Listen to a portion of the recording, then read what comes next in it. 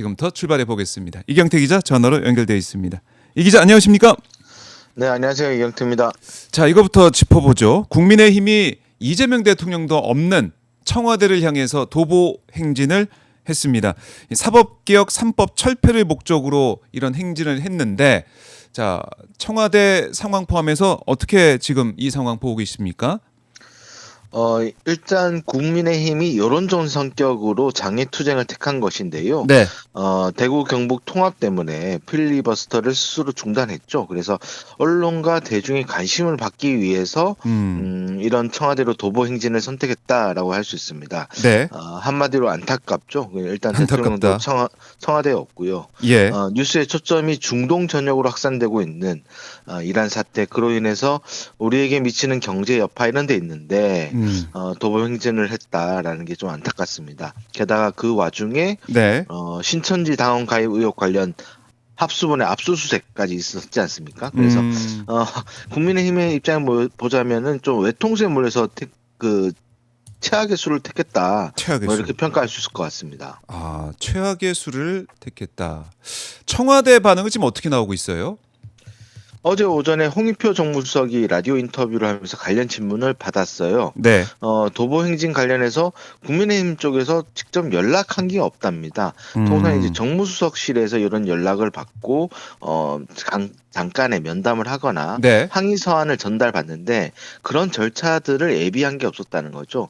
그러니까 그저 몇몇 개인적인 인연이 있는 분들이 여러 형태로 연락이 온 게 다라고 하는데 네. 이런 걸 보면은 현재 국민의힘 지도부의 대여 투쟁 목적이 상대 진영이 아니라 자기 진영을 향했구나 이런 생각만 들죠.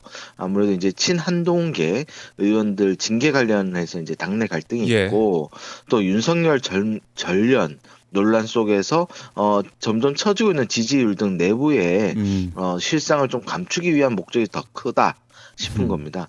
게다가 이제 청와대에 연락도 안 하고 집회 신고도 안 하고 네. 뭐 이런 거는 전부 다 좀 급작스럽게 준비하고 실행한 거다. 뭐 이런 방증 아닌가 싶어요. 그러니까 지금 이 도보 행진을 과연 누굴 위해서 했느냐라는 거, 거기에 대한 물음이 계속 나올 수밖에 없다. 결국 내부를 향한 도보 행진 아니겠느냐. 뭐 나경원 의원도 보니까 운동화를 신고 걷고 있는 모습 저희가 뭐 자료 그림으로도 볼 수가 있는데, 자, 국민의힘의 장외투쟁은 뭐 이제 오늘도 그렇고 내일도 그렇고 계속 이어집니다. 여기에 대한 국민들의 평가 저희가 지켜보도록 하고, 또 홍익표 수석 말씀하셨는데 뉴 이재명 이 현상에 대해서 대통령이 언급을 소개를 했습니다. 뭐 이렇게 거창하게 이름을 붙이는지라고 했다고 어제 방송에 나와서 얘기를 하던데 어떻습니까?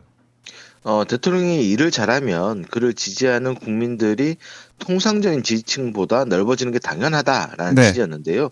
김남국 대변인도 어제 우리 방송에서 비슷한 취지의 설명을 했던 것 같습니다. 그렇습니다. 실제 제가 들은 것도 네. 대통령이 이 유 이재명 관련한 질문에 지지층이 늘어났다는데 싫어할 이유가 있냐 이런 식의 언급을 한 걸로 알아요. 다만 이제 청와대 안팎에서 우려하는 거는 네. 이 당연한 현상을 어떻게 이제 유 이재명이라고 명명하고 강조하면서 내부의 어떤 헤게모니 다툼의 어떤 소지가 되는 게 좀 그런 건데요. 대통령 스타일에 따라 추측해 보면 네. 불필요한 오해나 갈등으로 해야 할 일들을 제때 제대로 못하는 거를 더 싫어하는 거 아닐까라고 싶습니다. 그래요. 이재명 대통령 지지층이 늘어나고 있는데 거기에 대해서 뭐 이 상황을 당연히 좋게 받아들이고 어떻게 보면 성과를 내고 있다는 그런 반증이기도 한데, 거기에 대해서 좋은 생각 가지고 있을 것 같다는 그런 판단이 듭니다. 그리고 이재명 대통령이 시세보다 저렴하게 내놓은 분당 아파트, 이거 매수하겠다는 사람이 나타났다는 소식, 이것도 홍 수석이 전했네요.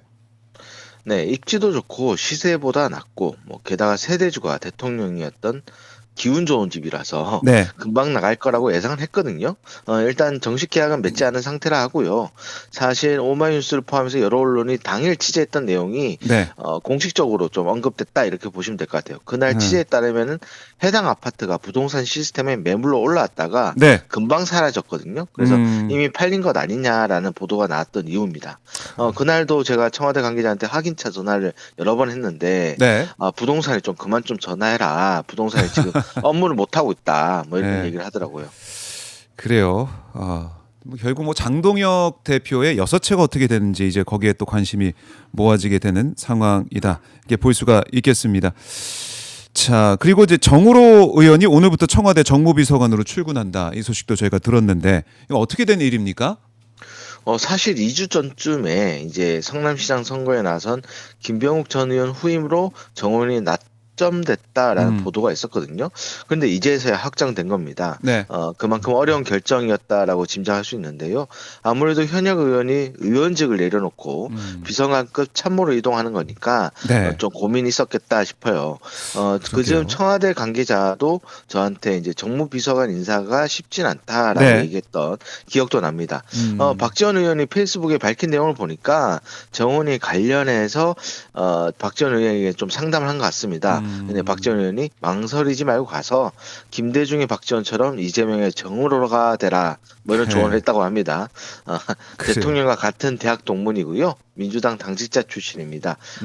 지난 대선 때는 배우자 비서실장을 맡아서 김혜경 여사를 밀착 수행한 바도 있습니다. 네, 앞으로 정무비서관 역할 더 지켜보도록 하겠습니다. 자, 마지막으로 이재명 대통령 어제 필리핀 마르코스 대통령과 정상회담을 했습니다. 어떤 내용이 오갔는지 궁금하고요. 보니까 선물이 어마어마하더라고요. 어떻습니까? 네, 필리핀 마르코스 대통령과 회담에서 조선, 인프라, 방산, 원전, 핵심 강물 등에 대한 양국 협력을 더욱 확대하기로 했습니다. 앞서 말씀하셨듯이 그 총 10건의 약정 및 MOU를 체결했는데요. 네. 필리핀 바탄 원전이라고 있습니다. 이 바탄 원전 건설 재개할 때 우리나라의 참여 가능성이 좀 더 커졌고 예. 한국이 핵심 강물 공급망체행을 더 넓힐 수 있는 계기가 될 것 같아요. 아까 선물 말씀하셨잖아요. 네. 대통령이 마르코스 대통령한테 금거북선 모형을 선물했거든요. 이것도 조선 방산 관련 양국 협력 강화를 의미합니다. 이번에 필리핀이 선박 건조량 기준 조선 분야에서 세계 4위 국가라는 걸 저는 새롭게 알게 됐습니다. 그리고 어린 시절에 마르코스 대통령이 비행기 조종사가 꿈이었다고 해요. 네. 그래서 영화 탑건의 팬이기도 한데 그런 취향을 좀 반영해서 공군 조종사 항공 점퍼를 예. 선물했는데 여기에 이제 한 필리핀 수교 77주년 7주년. 예. 예, 그리고 3월 3일 정상회담 이런 거를 기념하는 3377이라는 숫자를 넣은 패치도 부착했습니다. 337 박수가 또 생각이 나네요. 3377. 좋은 숫자입니다. 알겠습니다. 이 기자 말씀 잘 들었습니다. 네, 감사합니다. 네, 고맙습니다.